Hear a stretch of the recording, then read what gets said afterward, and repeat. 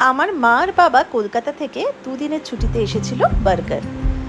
আমরাও তাই রাখি পূর্ণিমার দিন অরিজিৎ আর আরিয়াফ দুজনেরই ছুটি থাকায় বেরিয়ে পড়লাম সকাল সকাল একটু ঘুরতে। প্রথমেই আমরা রাস্তায় ব্রেকফাস্ট করে এগিয়ে গেলাম সম্বলপুরের আগে ঘণ্টেশ্বরী মন্দিরে। বার্গার থেকে এখানে ডিস্টেন্স প্রায় 40 কিলোমিটার মতো। মন্দিরে যাওয়ার রাস্তাটি খুবই সুন্দর, রোদটা বেশ চড়া ছিল সেদিনকে। এখানে যাওয়ার বিশেষত্বটা হলো মহানদী একদিক থেকে বয়ে চলেছে আর মহানদীর বাঁধের উপর থেকে খুব সরু লোহার রাস্তা দিয়ে মন্দিরের দিকে এগিয়ে যেতে হয়। মন্দিরটি ভীষণ সুন্দর, চারিদিকে বিভিন্ন রকম ঘণ্টা বাঁধা, তাই ঘণ্টেশ্বরী মাতা নাম। আর মানুষও এখানে ঘণ্টা বেঁধে নিজের মানসিক জানায়।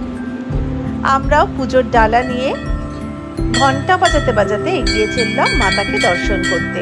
সেদিন শ্রাবণী পূর্ণিমা ছিল, শ্রাবণ মাসের শেষে পূর্ণিমার দিন, তাই খুবই ভিড় ছিল মন্দিরে। আমরাও লাইনে দাঁড়িয়ে পড়লাম আর তারপরে খুব সুষ্ঠুভাবে ভিড় থাকলেও পুজো দিয়ে আমরা তারপরে মাতাকে ধূপ ধুনো নিবেদন করে বেরিয়ে পড়লাম মন্দির থেকে।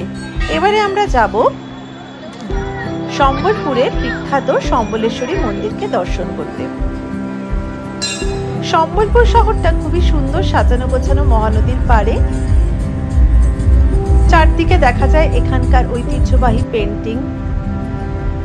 পরিষ্কার পরিচ্ছন্ন শহর সম্বলপুর তো খুবই সুন্দর। বার্গার থেকে 50 কিলোমিটার ডিস্টেন্স। তারপরে আমরা পৌঁছলাম সম্বলপুরের বিখ্যাত সম্বলেশ্বরী মন্দিরে। মন্দির চত্বরটি বিশাল, খুব সুন্দরভাবে চারিদিক সাজানো গোছানো। কিন্তু দুপুরবেলা অনেকক্ষণের জন্য মন্দির বন্ধ থাকায় আমরা মাতার দর্শন পাইনি।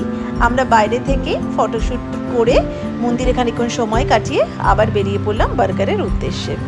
রাখি পূর্ণিমার দিনটা আমাদের খুবই ভালো কাটলো।